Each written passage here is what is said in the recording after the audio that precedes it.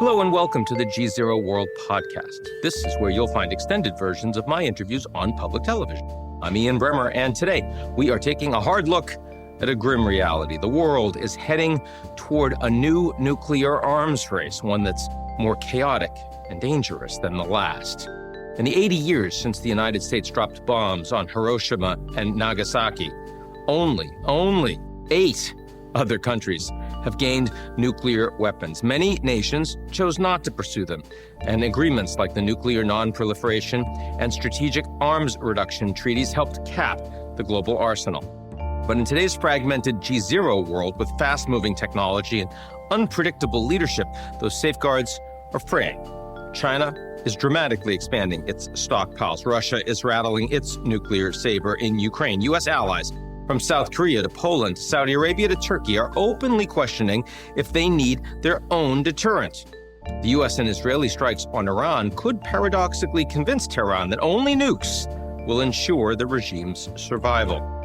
With new existential threats like AI and bioweapons, the question now isn't just who gets the bomb, it's whether systems designed to prevent catastrophe still work in a world where the weapons and the rules are changing.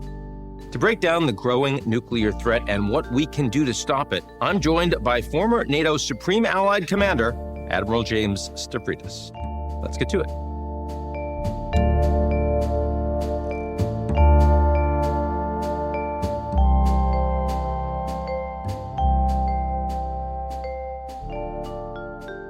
The GZERO World Podcast is brought to you by our lead sponsor, Prologis. Prologis helps businesses across the globe scale their supply chains with an expansive portfolio of logistics real estate and the only end-to-end solutions platform addressing the critical initiatives of global logistics today. Learn more at prologis.com.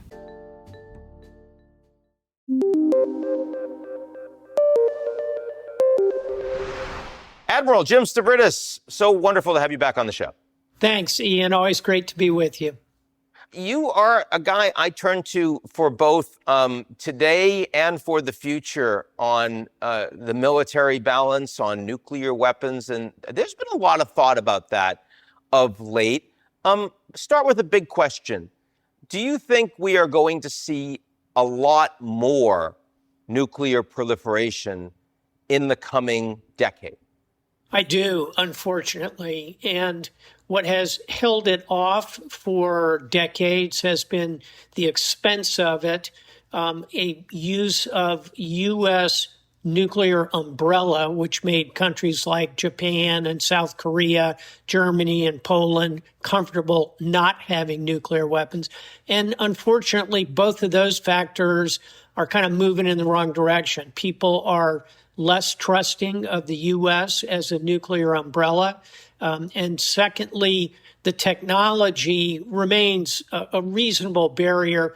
But if nations like Iran and North Korea can obtain nuclear weapons, which one has them, the other has been very close, I think other countries start to think, maybe it looks pretty good to get one. So I'll close with this, Ian. Top of my list of nations that I'm watching to see if they decide to go nuclear, none of which will surprise you, but Japan, South Korea, Poland, possibly Germany, and Saudi Arabia. Saudi Arabia, not Turkey.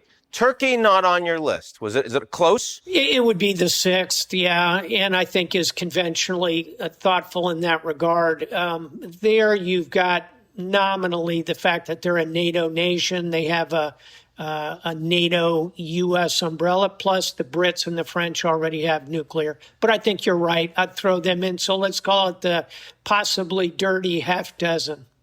The dirty half dozen. Now, if you were advising the Iranian leadership, would you tell them, okay, that really went badly. You've got to find a way to get a covert program successful as fast as possible, because otherwise we are just done for. Is that your advice? Well, first of all, I would never advise the Iranians, as you know, but putting it in the third person, I think a Iranian strategic planner would do exactly that. They would try and take this program deep underground, disperse it, They're not going to give up all of the enriched uranium they have, probably close to 1,000 pounds, I'd guess. And frankly, there are a lot of what Don Rumsfeld would call known unknowns about this program. I suspect there's already a pretty good secondary program in existence. So thinking about the Israeli and then the American decision to militarily degrade Iran's nuclear capabilities, and the Israelis talk about this as mowing the lawn, mowing the grass, sort of keeping these countries in check. Was that, it was clearly a moment of opportunity, and the Iranians weren't willing or perhaps capable to respond effectively to the Americans directly. Was that the right strategic decision, or was this a unique moment to try diplomacy to a greater degree? I think it's a close call, Ian, and you can argue both sides of that coin. If I had been advising President Trump, I would have said, hey, let's give it another handful of weeks, maybe even a month or two, and see if... You would have said that before the Israelis struck or after the Israelis struck? Even after the Israelis struck, I would have said, go to Netanyahu, tell him, cool your jets, literally, and take a couple of months and send the talented Mr. Witkoff one more time. I don't think we would have lost a lot. And at the end of the day, he chose to make the strike when he did. And I think that's a defendable decision. And militarily, it was executed well. And I think probably knocked the Iranian program back somewhat, 6 months to a year and a half, kind of in that range. So a defendable decision. And then finally, one thing that it did do was show the world that the United States, and particularly President Trump, was willing to use direct force in a pretty strong way and in a contained way. No boots on the ground to follow, but that you and I would both, as political scientists, define deterrence as capability and credibility. And I think that doing this strike enhanced the credibility side of an already quite capable equation for the United States. And do you think that makes diplomacy more credible now from the United States? Do you think the Iranians still have, despite what you and I both said a few moments ago, that they're going to want to redouble efforts in a covert program? Is this the death of diplomacy with Iran on their nuclear program, or do you think there's still a real window? I think there's still a window. I don't think it's a slam dunk, to say the least. But at the end of the day, a lot of the reason the Obama administration pursued this program was a bet that over time, the demographics of Iran, the engagement with the West, the opening of Tehran to business, that all of that would change Iran more than Iran would be able to change the face of the Middle East. At this point in time, Iran has pretty limited capability to change the face of the Middle East. So I think you can go back to that Obama bet and say, okay, let's try some diplomacy. And from what I've seen in off and on statements from the administration, they seem willing to do that. And they're still talking about talks. And I think Witkoff and Marco Rubio are on hot standby to fly over and have a conversation. Why not? The Russian front, we've seen Ukraine with some extraordinary success in using advanced technology to take out Russian strategic bombers, jet fighters deep in the country. But it's not stopping the Ukrainians from continuing to lose territory. How much do you worry about that kind of escalation from what the Ukrainians might be able to do to threaten Russia, to threaten even the Kremlin, even Putin, as that drone technology increases? And does that make you worry about being involved in a proxy war with a nuclear power? Well, I think we're already involved in a proxy war with a nuclear power, and we have been for quite a while, as you and I would agree. I think it's unlikely Putin is going to use a nuclear weapon unless he truly believes there's a regime change threat, a threat to him personally. If he begins to feel that Ukraine has the ability to reach into the Kremlin itself with a drone attack, then I think at some point the possibility of him using a tactical nuclear weapon goes up. Having said all that, how do I feel about Ukraine right now? I actually feel reasonably, cautiously optimistic. Here's why. Number one, NATO has kind of hung together here. In the recent summit, the agreement for 5% defense spending, albeit not until 2035, but really an alliance kind of together. Number two, the Europeans increasingly are spending of their own volition more on their own defense industry. And number three, they're being more supportive of Ukraine, despite building domestic pushback. So I kind of put all that together, and I add to it a fourth and important thing, which is that Donald Trump appears to becoming convinced, maybe too strong a word, but beginning to believe that Vladimir Putin is, in fact, no friend of his, no friend of the United States, certainly no friend of Western Europe. And I see a lot of frustration building in Washington about Putin. I think for all those reasons, I think the Ukrainians have a better hand of cards right now, although Putin certainly has cards to play. I agree with all of that, and certainly the mood music in the NATO summit in The Hague not so long ago reflected that. And yet the most recent headlines is that the Americans are suspending some critical weapon systems to Ukraine because they want to make sure they have them available for the U.S.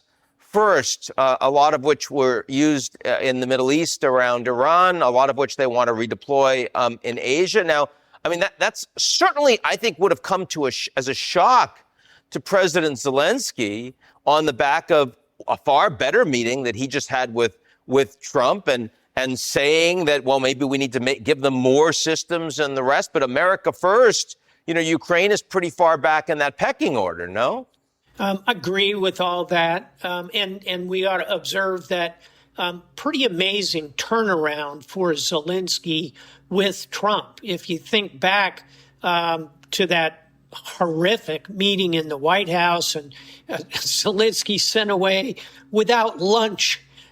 Pretty shocking, actually. And yet, on the periphery of the NATO summit, by all accounts, he and President Trump had a very warm 45-minute meeting, really quite a turnaround. And I think Zelensky has been smart about recalibrating his approach, as have the Western Europeans. In terms of suspending some weapon systems, I'm really digging into that with my sources in the Pentagon. I think that could be exactly what it appears on the surface. And you mentioned that a lot of resources have been burned through in the Middle East supporting Israel. Let's wait and see what the details are on that one. I don't think it changes any of the 4 points I gave you a moment ago, because the Europeans still have a lot of capacity. And final thought here, Ian, you know, people ask me a lot, well, you know, do we really want Ukraine in NATO? And you know my answer to that? It's the right thing to do. But, oh, man, when this war ends, and there'll be a negotiated conclusion to this war, Ukraine is going to have the most highly blooded, innovative, forward-leaning ground forces in Europe. And I'll tell you, I want them on Team NATO.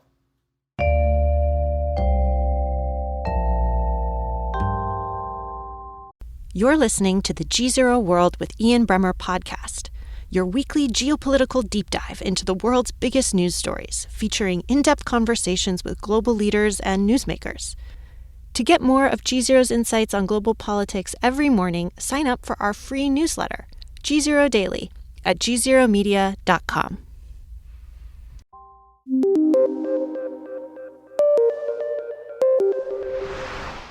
So the question, I guess, and it goes back to what you said right at the outset on one of the reasons lots of countries are thinking more seriously about nuclear weapons. And most of the countries you mentioned are not adversaries of the United States.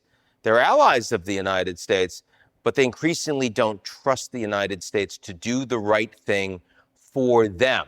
And I mean, look, Taiwan's not seen by the Americans as a country, and Lord knows they wouldn't be allowed to get nukes. But if that were within their capabilities, you'd probably add them too, right? So, I mean, when you think about that, right, so much of what you're describing that makes you more optimistic about Ukraine are decisions being made by Europeans because they don't trust the Americans to do the right thing for them.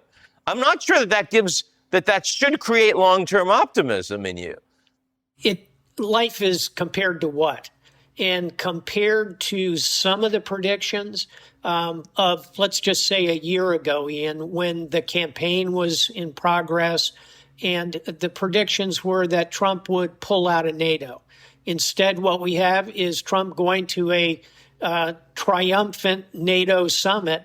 There were predictions that as the U.S. pulled out of NATO, NATO itself would collapse. Instead, what we have is a NATO spending 5% of GDP over the next 10 years.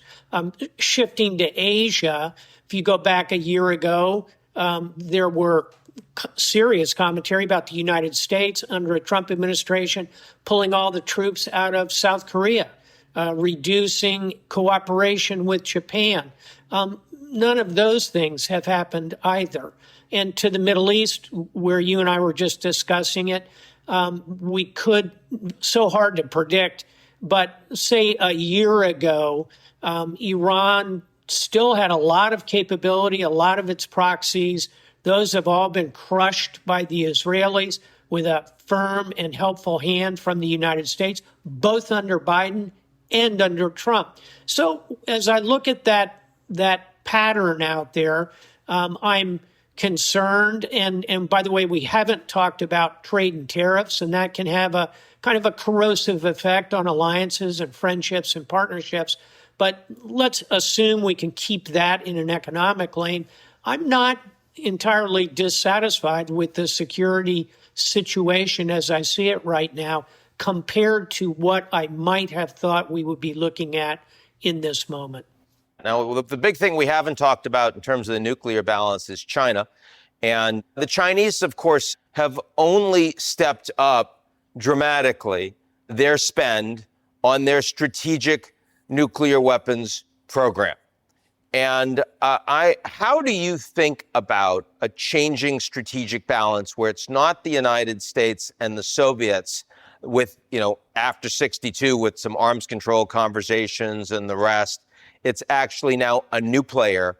It's China with none of that framework and architecture and frankly, barely useful conversations happening at the high level right now. What does that say to you as a strategic and military planner? I am much more worried about that than anything else we have talked about. China is going from a pretty modest inventory of around 300 to stated goal of 1,500 deployable nuclear warheads. That's the same as the U.S. and Russia under the START Treaty, 1,500 deployable warheads. They're talking about getting to that point in the next 5 years. That is going to be difficult, but I think attainable. So your point, there is a whole new structure here that we have never encountered. We've never had a three-handed triangle of major nuclear powers. So what do we need to do? I think we need to recognize China is going to build a 1,500 minimum capability in terms of warheads. They're going to have them. So it will be within 5 years, it will be a third nuclear superpower with global reach. In my view. And I think the question is, what do we do about it? We ought to not simply wave our hands and say, oh, this is terrible. What can we do about it? I'll give you a handful of things.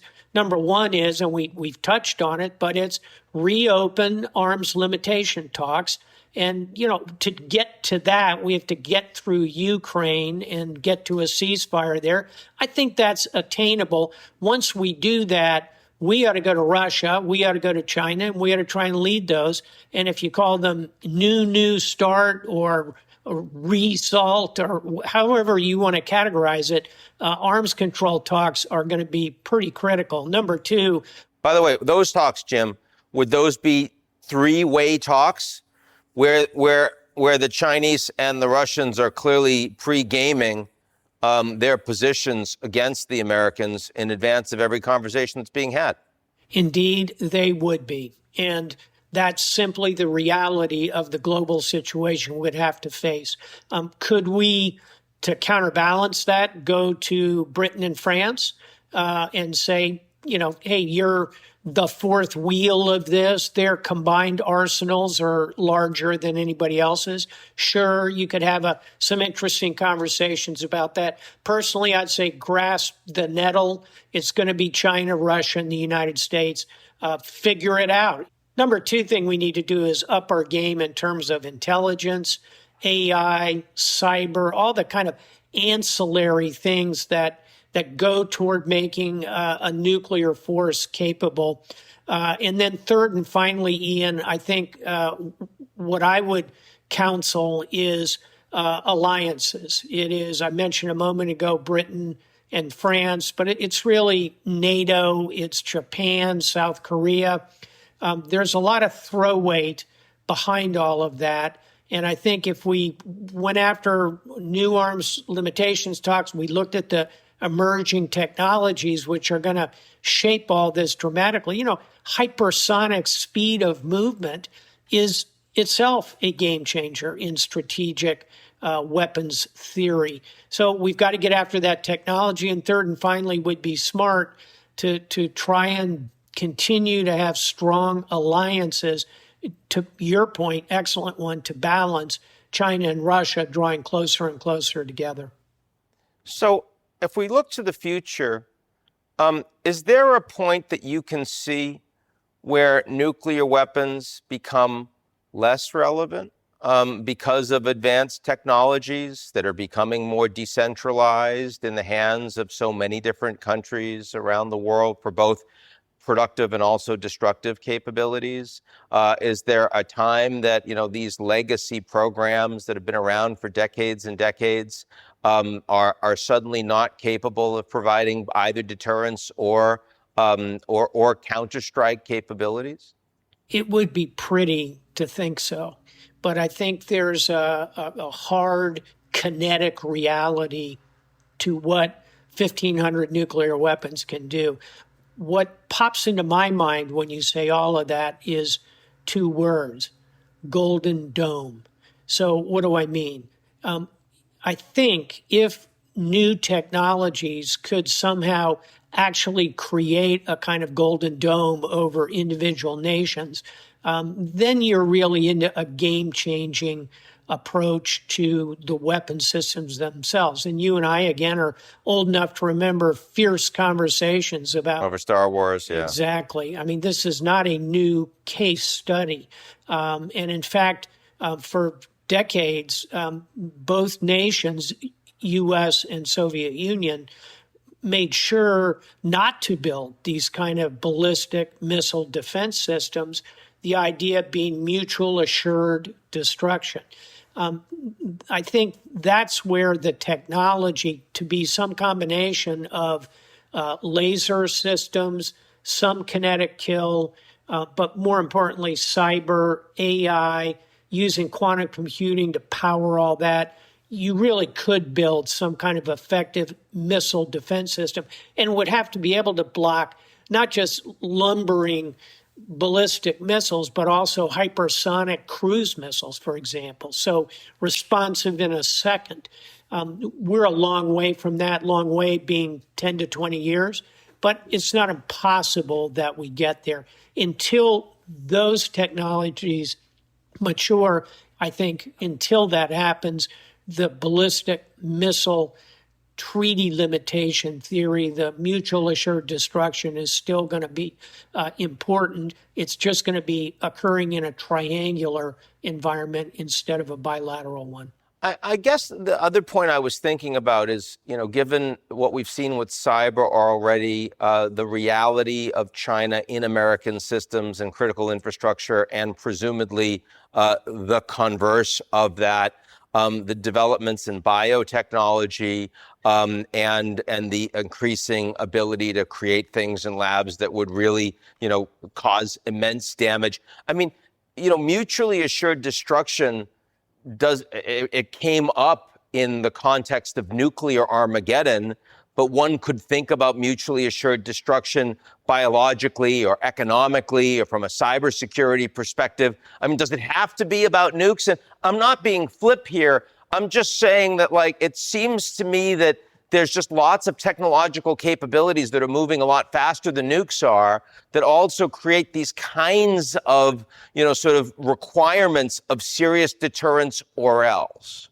100%. And it's something I've been talking about for much of a decade, particularly on the cyber note.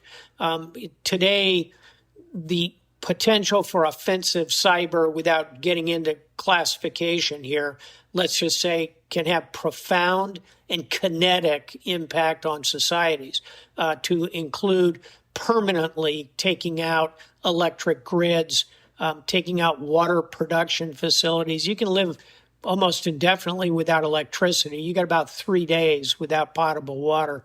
So, yeah, I think cyber's the top of the list. Bio right behind it. Bio is a lot harder to control, but not far behind it.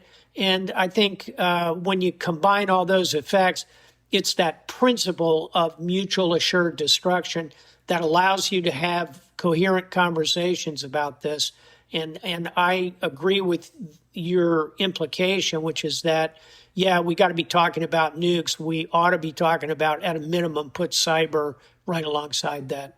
To close the conversation, it brings you back to the way we opened it, which is a world where there's a lot more incentive for the proliferation of the most destructive technologies, because the governance is fragmenting, the rules are fragmenting, and the Americans are increasingly not trusted. That's going to be a much, much less secure world for all of us. It is, and I'll add the final thought, the 2 points you made, and the third is the cost, the barriers to entry are reducing rapidly. When you put those three things together, it's a watch for the hurricane that's coming. Jim Stavridis, thanks so much for joining us on GZERO World. Thanks. See you soon. That's it for today's edition of the GZERO World Podcast. Do you like what you heard? Of course you do. Why not make it official? Why don't you rate and review GZERO World? 5 stars, only 5 stars, otherwise don't do it. On Apple, Spotify, or wherever you get your podcasts. Tell your friends.